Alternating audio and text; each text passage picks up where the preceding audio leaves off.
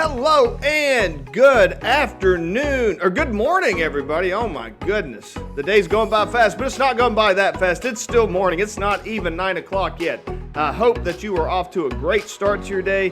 I hope you're having a wonderful time and everything's going to work out great for you today. I know that you're going to make the most out of this day because you are one of the home gym hustle heroes. If you're watching with me, you're one of us. You understand? So I want to welcome you.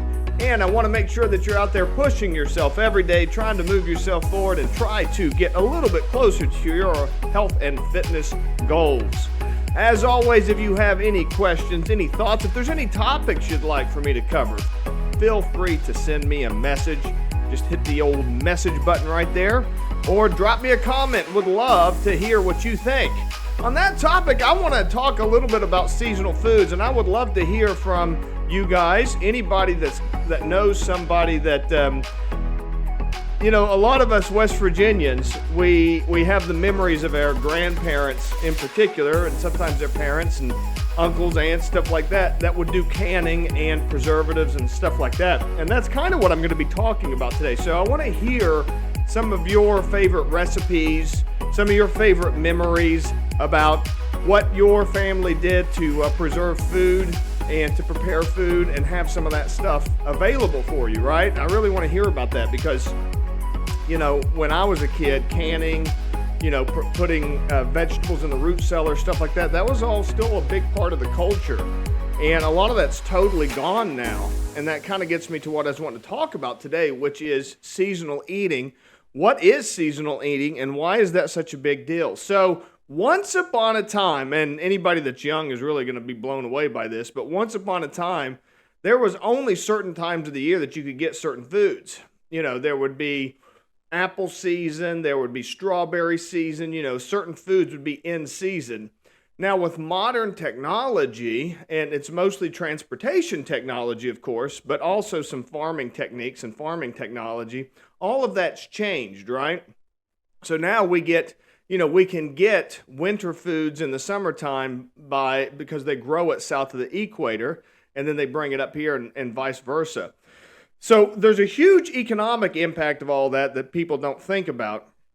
But beyond that, there's also just kind of these, these processed foods that go into that type of thing, that go into this kind of whole year diet that is incredibly unhealthy and isn't really the way that we were meant to eat. So just think about how our ancestors would have eaten in the past. And you don't have to think very far back to realize just how your ancestors ate that way. As a matter of fact, like I said, if you grew up in West Virginia, I guarantee you had aunts, uncles, grandmas, grandpas, you had people that did canning. They would, go out in the garden, they would get their green bean harvest, they would snap all the green beans, and then they would can a big jar, they'd put them down in a root cellar. A lot of people had root cellars, put them in the pantry, something like that, and then they'd be able to have those for the winter. They would gather nuts right around this time of year, and this is what made me think about all this today, because it was all around this time of year in the fall harvest season, right before autumn really hit. That's when all this stuff would start happening, right?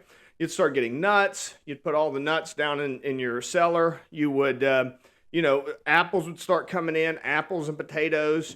Apples and potatoes, when you harvest them, you could put them in the root cellar as long as they didn't go rotten. You could save them through the winter and you'd have those types of foods. Now, of course, we don't do any of that today. Today, we just we either get frozen foods or packaged foods. The worst, I'm a big fan of frozen foods. I think frozen foods are great for you because they have most of the nutritional value and they're saved throughout the year, especially if they're flash frozen. There's been frozen food has come a long way since I was a kid. When I was a kid, everything was either canned or frozen, and the frozen stuff was not good. But nowadays, they've got all kinds of great choices, so you really don't have an excuse for not being able to eat fresh produce.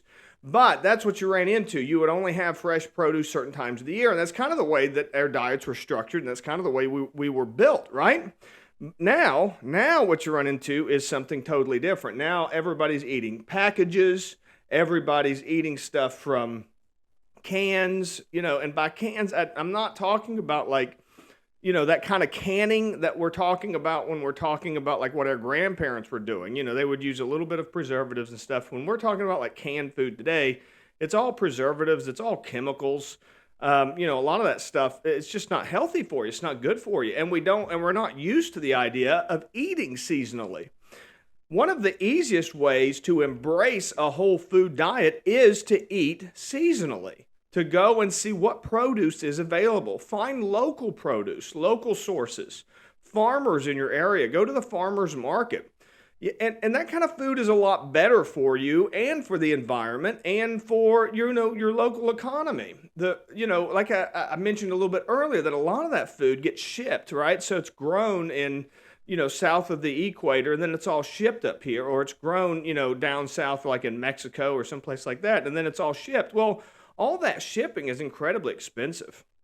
So, and it uses tons of energy. So it's not what you're wanting, and it's not good for the environment, and it's not And then of course none of that's even getting into the fact that a lot of these types of produce have been selected, and they've been in some cases literally engineered, and in other cases just selected for transportation. What's the difference? Why don't you get like one of those tomatoes that's been shipped up from Mexico, and they're really hard, and then you go to your local farmer's market and you get some of those big, juicy, delicious kind of tomatoes that are grown locally, that are and you think, like, what's the difference? Why in the world is this this tomato that I'm getting at a big box store, why is it so hard, and this tomato that I get from my local farmer is so soft and delicious and tastes so good, like you don't even have to do anything to it? Well, the difference is the one that you get shipped, that was engineered, like literally engineered,